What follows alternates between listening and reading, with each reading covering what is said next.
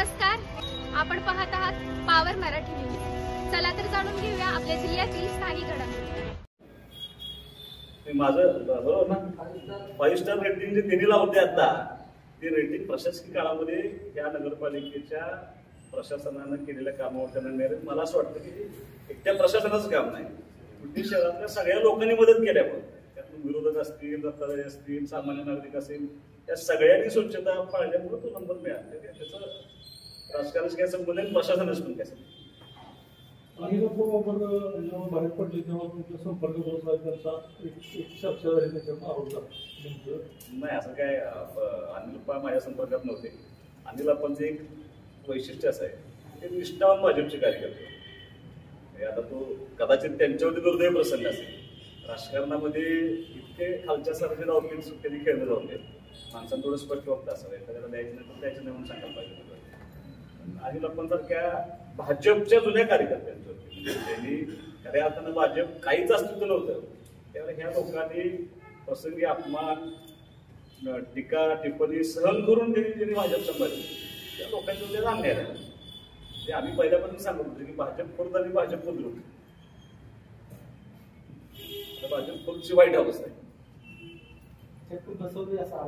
फसवलंच ना ते। आता काही घटना आमच्या कानावरती आल्या, काही काल्पनिक आहेत ते खऱ्यात माहित नाही, पण मी त्यांची प्रेस बघितली अनिल अप्पांची, सहकुटुंब बोललो आणि प्रत्येक उमेदवाराला घरातल्या पत्नी समोर सांगितलं होतं की बाबा तुझ्यावर आमची तक्रार होती, परंतु आता आमच्यावर राहिलं पाहिजे, भाजप राहिलं पाहिजे, असं सांगून दुसऱ्या दिवशी युनिफॉर्म द्यायचं नाही।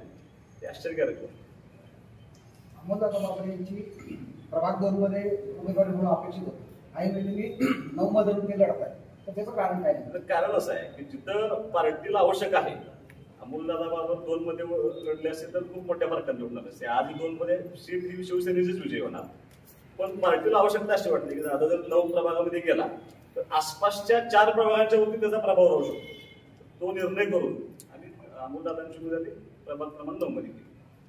नगराध्यक्ष मॅडमने आता सांगितलं की स्वच्छतागृहात महिला स्वच्छतागृहांचा प्रश्न सगळ्यात महत्त्वाचा। देशात पहिलं शहर असताना महिलांच्यासाठी शौचालयाची कुठेही बाहेर येणाऱ्या महिलांसाठी असं एकही नाही, त्यासाठी काय विजन काय करणार? आम्ही आमच्या निवडणुकीच्या अजेंडावर घेऊन जातोय, त्या अजेंड्यामध्ये आमचा स्पष्ट उल्लेख आहे की महिलांसाठी ज्या काही योजना आम्हाला राबवायच्या त्या सगळ्या योजनांचा आम्ही प्रोसेस तयार केला। त्याच्यामध्ये बाहेर येणाऱ्या महिला किंवा आमच्या शहरातल्या महिला सुद्धा, त्यावेळेला महिला भाजीमध्ये आठवडा बाजारमध्ये भाजी घ्यायला चालत जातात, मी आठवडा बाजार म्हणतोय, भाजी म्हणजे चुकून चुकली गेल्या, आठवडा बाजारमध्ये भाजी चालत गेल्या किंवा आणि कुठं चालत गेल्या, त्यांना जर दुर्दैवानं जायचं असेल बाबा तर आज उद्यामध्ये कुठेही महिलांसाठी अशी व्यवस्था नाही। ती व्यवस्था जिथे जिथे महिलांचं जास्त व्हायला, म्हणजे एस टी स्टँड असेल, आठवडा बाजार असेल, भविष्यामध्ये आम्ही ज्या भाजी मंडळी उभा करणार असेल, या सगळ्या ठिकाणी आम्ही ती व्यवस्था करून देण्याचा शब्द आम्ही महिलांना दिला आहे आमच्या अजेंड्यात।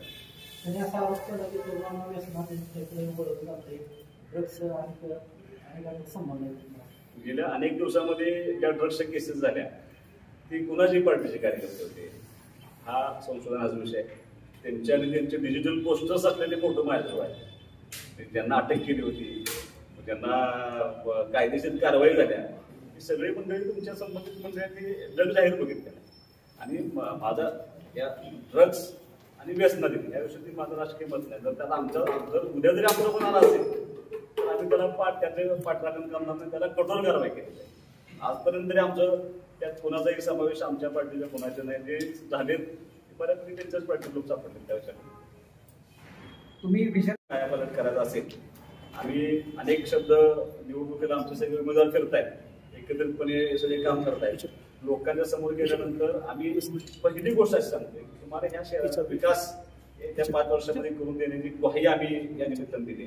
आमचा एकही नगरसेवक निवडून आल्यानंतर चुकीचं काम करणार नाही, कुठंही त्या नगरपालिकेमध्ये कसलेही आर्थिक व्यवहार होणार नाही, कोणावरती दडपशाही होणार नाही।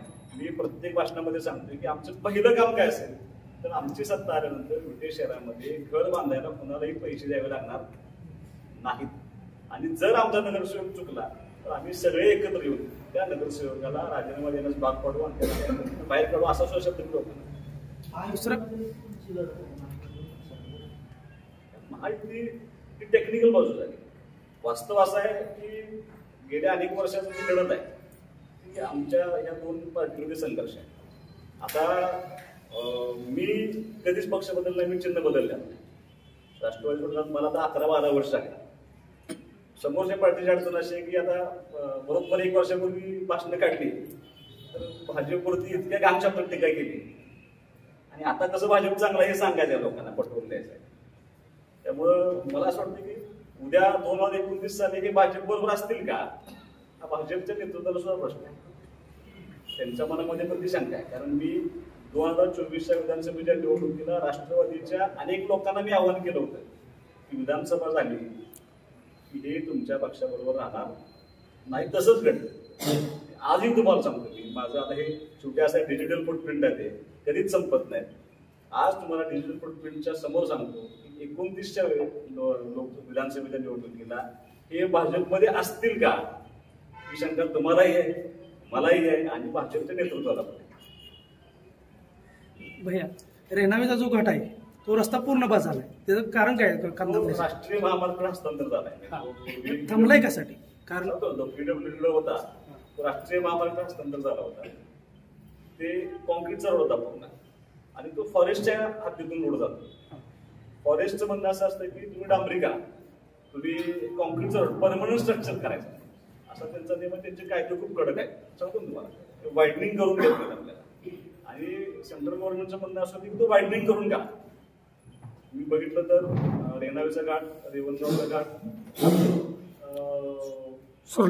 घाट, नागरचा घाट, तिन्ही घाटाचे रस्ते फक्त फॉरेस्ट आणि याच्यामुळे राहिला होता. त्यांनी मध्ये 32 कोटीचं एक प्रपोजल तयार केलं होतं. ते मंजुरीला पाठवल्यानंतर सेंट्रल गव्हर्नमेंटने असं सांगितलं की तो वाईडनिंग का. त्यांनी आता परत रिवाइज करून माझ्या 80 का 100 कोटीचं प्रपोजल त्यांनी सेंट्रल गव्हर्नमेंटला पाठवले. मंजूर होण्याची अपेक्षित आहे. झाल्यानंतर तो वाईडनिंग होऊन त्याच्या सगळ्या परमिशन ते करतील. आता अशी कंडिशन आहे की रस्त्यावर जाता येत नाही. एकदम खराब आहे. दुर्दैवानं आपल्याला त्याच्यावरती पैसे खर्च करतात, त्याचा अधिकार आपल्याला नाही. त्याचे जे एक्झिक्युटिव्ह इंजिनियर आहेत त्यांच्याशी मी एक मिटिंग केली. त्यांना सांगितलं की हे काम किमान खड्डे जे मोठे पडले ते तरी मोजून घ्यायसाठी त्यांना सूचना दिली. दुसरं असं आहे की तिथं जाताना एक असा मोठा डवरा पडलाय की तिथं वरून येणार जो माणूस पडल्याशिवाय राहत नाही. पडतो तिथं आणि तुम्ही त्या कोपऱ्यात जर बघितलं असेल ते संरक्षक भिंत पूर्ण भिंत पडली. खूप धोकादायक आहे. मला असं वाटतं की खड्डे भरायचं काम चालू करतात. त्याचं प्राधान्य काय असेल तुम्हाला? तो सेंट्रल गव्हर्नमेंटचा विषय नाही, तात्पुरता जरी समजा जरी तात्पुरता सुद्धा मी त्याला सांगितले, पण मला असं वाटतं करतील काम.